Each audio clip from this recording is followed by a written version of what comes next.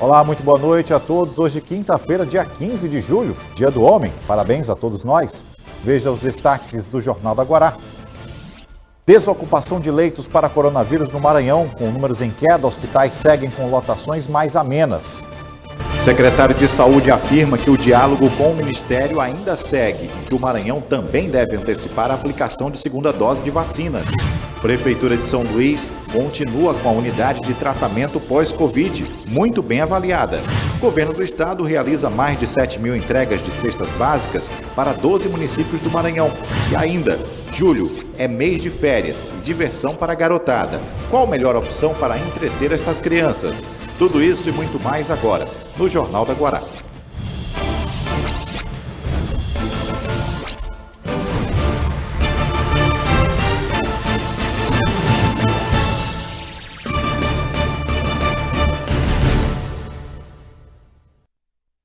O Jornal da Guará traz hoje a informação em destaque sobre a desocupação de leitos de coronavírus. O Maranhão já aplicou 3.300.000 doses da vacina nos maranhenses. Esta imunização foi levada em consideração para que os números de internações estivessem em queda.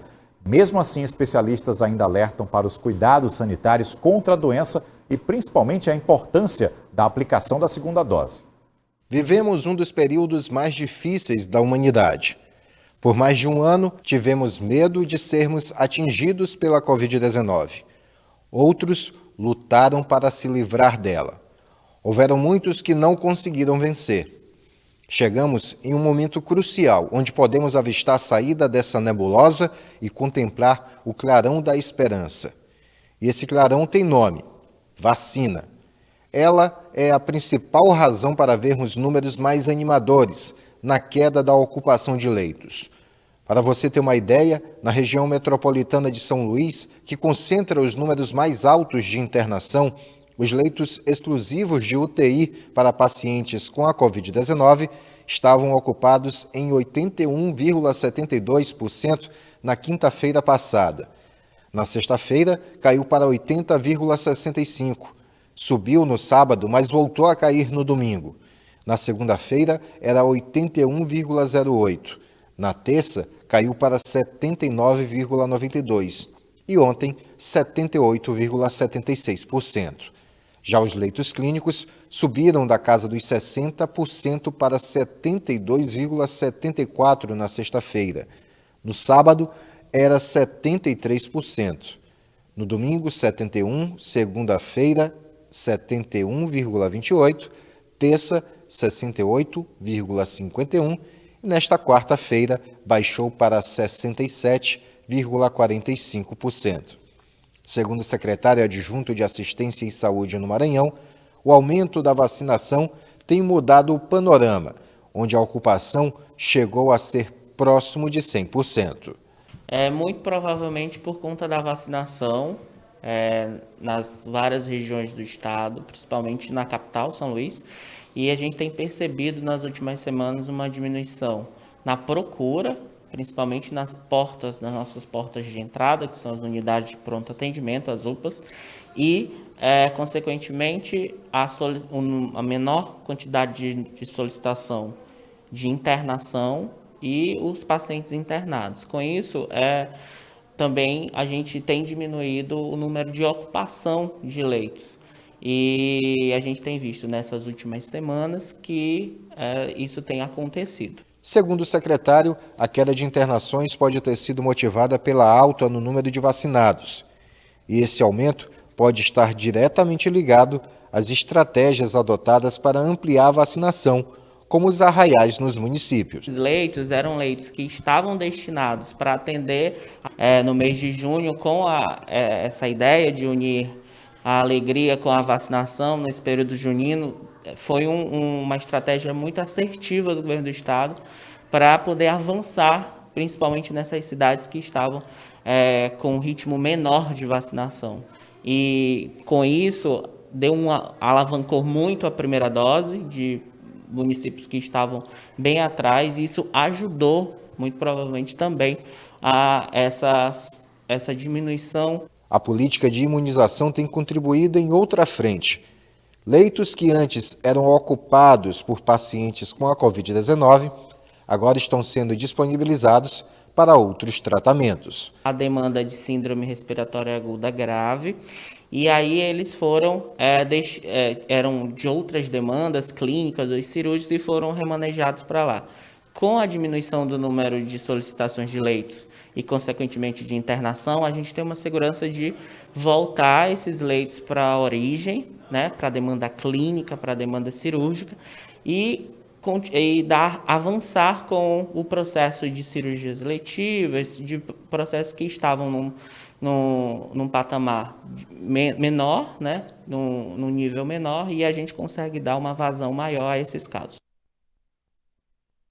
Agora, em detalhes e com números mais expressivos, o secretário de Estado da Saúde, Carlos Lula, explicou a questão dos leitos de Covid na rede pública e também sobre os hospitais de campanha.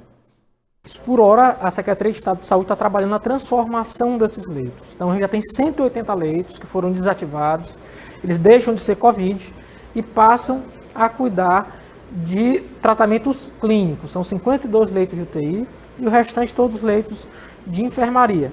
Por hora, vai ser o que a gente vai estar fazendo. A gente vai estar transformando leitos que eram para Covid em leitos para atendimento não Covid. E o que a gente só deve desativar mais à frente são os hospitais de campanha. Aí sim, são estruturas temporárias, elas não são permanentes. Quando elas forem desativadas, aí sim, elas devem deixar de existir. Bem, sobre o diálogo do Ministério da Saúde com os governadores e também o Conselho de Secretários de Saúde dos estados sobre a antecipação da aplicação da segunda dose de coronavírus, da vacina anti-coronavírus, veja o que diz o secretário Carlos Lula. A gente está debatendo o tema com o Ministério da Saúde sobre a redução de 12 para pelo menos 8 semanas, antecipação, portanto, da segunda dose, sobretudo da AstraZeneca. A gente está conversando, a gente já tem doses até o mês de outubro, então a gente está tentando antecipar para esse momento. A gente teria condição de fazê-lo. A gente está em negociação, a Fiocruz não quer fazer isso de maneira obrigatória, mas opcional a cada estado. Então a gente está em negociação, eu acredito que daqui para a semana que vem a gente deve ter notícia dessa antecipação aqui também no Maranhão. É salutar e me parece que a gente consegue antecipar e com isso resolver antes o problema da pandemia no estado. Carlos Lula vai estar daqui a pouquinho no programa Os Analistas. Outra notícia boa é sobre o último boletim da Covid-19. O Maranhão não registrou nenhuma morte por coronavírus. Em tempos de luta contra esta pandemia ao todo, o estado tem 9.378 mortes decorrentes deste vírus. O fortalecimento da campanha de vacinação em todo o estado fortalece esse resultado. São Luís, por exemplo, esta semana ficou em destaque nacional por iniciar a vacinação de jovens de 17 anos até 12 anos de idade. E falando agora sobre a assistência ao serviço público de saúde, as pessoas que se recuperaram da Covid-19. Existe um universo bem grande de sequelas que esse vírus deixa e que requer reabilitações. Aqui na nossa capital, dispõe desta prestação de serviço, é o Centro Pós-Covid, que fica no bairro Bequimão. Seu Raimundo foi infectado pelo coronavírus em março deste ano. O aposentado sentiu muitas dores no corpo e nas articulações. Felizmente, ele foi curado, mas ainda hoje convive com várias sequelas deixadas pelo vírus. Por isso, seu Raimundo precisa passar por uma série de tratamentos médicos, como a acupuntura, que em pouco tempo vem dando resultado. Muitas dores no corpo. E o problema das articulações, o pós-Covid foi bastante severo. E eu estou fazendo tratamento aqui para recuperar um pouco o problema das artroses no joelho, no ombro. Eu estou fazendo tudo melhor. A dona Maria também foi infectada pelo vírus em fevereiro deste ano. Sentiu muitas dores no corpo e nas articulações. E hoje precisa de um acompanhamento médico. Fiquei com muita dor de cabeça, agora que eu estou melhorando, entendeu? Estou tomando os florais da doutora Eliane, muito bom, que relaxa a gente, né? A gente fica muito bem. Tanto o seu Raimundo como a dona Maria passam por atendimento neste centro de referência pós-Covid, que fica no Bequimão. A unidade atende pacientes que ficaram com sequelas por conta do coronavírus. A procura é grande, né? A gente recebe os pacientes que são deshospitalizados do Hospital da Mulher, aqui da internação da unidade mista do Bequimão, que nós atendemos Covid na internação, e o paciente sai da internação já com sua consulta agendada no ambulatório para dar continuidade ao atendimento que ele estava recebendo. A unidade vem atuando com práticas integrativas e complementares. Uma delas é a acupuntura, que vem ajudando muito quem sente fortes dores pelo corpo. E a acupuntura ela vem agir como uma prática complementar para todo o quadro clínico, todo o quadro reabilitativo, fazendo com que esse paciente melhore não só em termos corporais, mas em termos mentais também. Outra técnica bastante usada por aqui são com os florais, que atuam no sistema nervoso. Os pacientes que tiveram Covid, em sua maioria, tiveram distúrbios de emoções, muitos ocasionados pelo medo, pela angústia, pela falta de ar, e muitas pessoas que já tinham desequilíbrios emocionais, quando tiveram Covid, exacerbaram novamente essas crises. O centro também conta com atendimentos para famílias que perderam algum parente na luta contra o coronavírus. Nós abraçamos toda essa família, né? Integramos ela no serviço ambulatorial para a recuperação da família como um todo. Próximo bloco, a gente fala de política aqui no Jornal da Guará. É um instante só, não saia daí.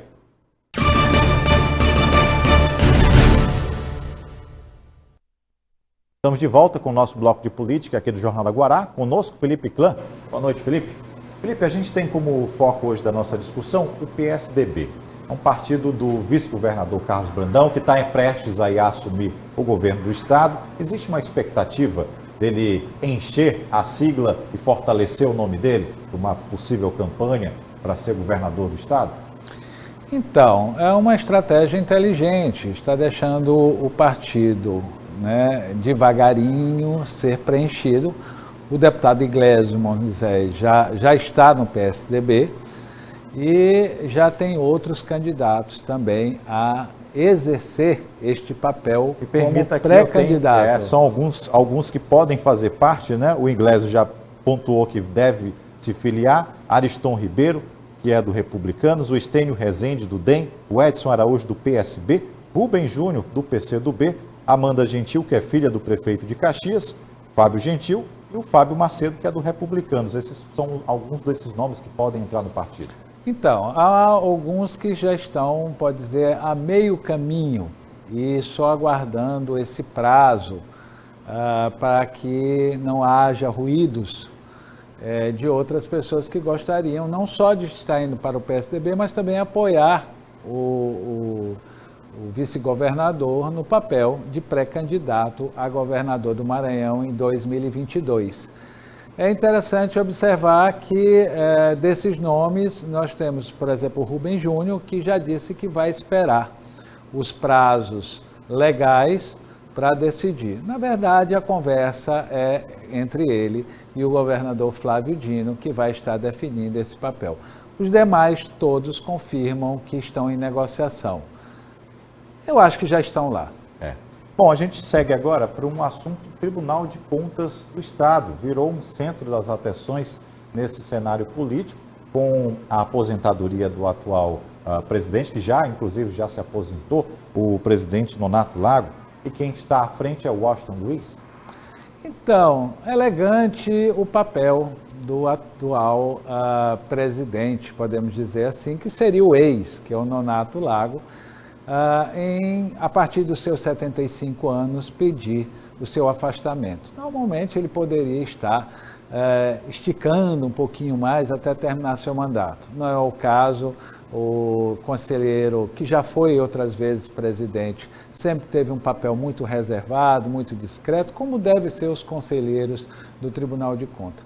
Assume o Washington Luiz, um homem experiente, um homem de excelentes relações, que conhece como funciona a política, mas também conhece como ninguém como funciona a máquina estadual, municipal e federal, sem esquecer não só a sua militância, mas também o seu papel como vice-governador do Maranhão no governo de Rosiana Sarney.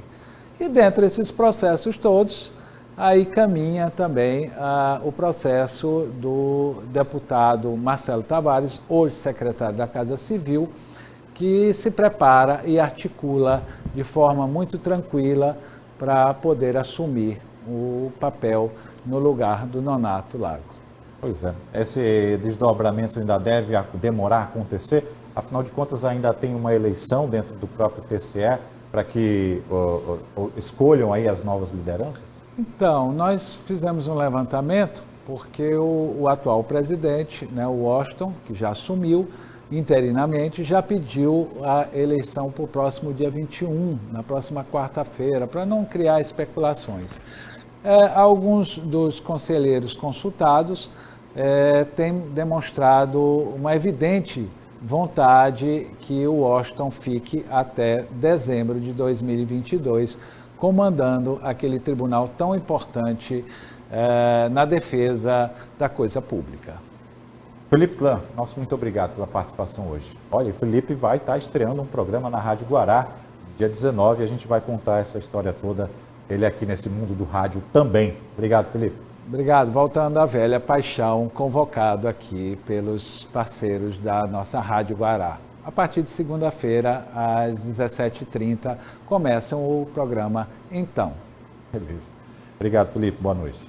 Bom, a gente segue aqui com as informações. Hoje o governo do estado entregou 7.848 cestas básicas para 12 municípios. Estas cestas fazem parte do programa Comida na Mesa, que conta ainda com venda de refeição a preços acessíveis. A aquisição de alimentos da agricultura familiar já beneficiou aí mais de 500 mil famílias no Maranhão, um investimento de 180 milhões de reais. As cidades contempladas foram Capinzal do Norte, Coelho Neto, Dom Pedro, Gonçalves Dias, Governador Acha, Governador Eugênio Barros, também Governador Luiz Rocha, Joselândia, Pastos Bons, Santo Antônio dos Lopes, São José dos Basílios e a cidade de Senador Alexandre Costa. Vamos acompanhar o que disse o governador Flávio Dino sobre esse trabalho em prol das famílias em situação de vulnerabilidade social. Nós temos mais de 500 mil cestas básicas entregues em várias fases do programa, mediante entregas diretas feitas pelo Corpo de Bombeiros, entregas feitas em domicílio, entregas por associações, igrejas, entidades parceiras. Também agora essa fase em que nós temos a ajuda, a parceria, a união com os municípios, de modo que é um programa que atinge vários públicos, segundo a nossa visão de que a política deve servir para corrigir injustiças sociais e que não há incompatibilidade entre ensinar o povo a pescar e distribuir o peixe. Na verdade, os dois eixos devem andar juntos. Você tem que ensinar o povo a pescar, estimular o trabalho, a produção, a geração de renda, escola digna e, ao mesmo tempo, ações sociais. O programa Comida na Mesa é a concretização de ações sociais emergenciais que são vitais, especialmente nesse momento difícil que o Brasil atravessa. Próximo bloco, vamos falar um pouco de economia e também de férias da criançada. É um instante só.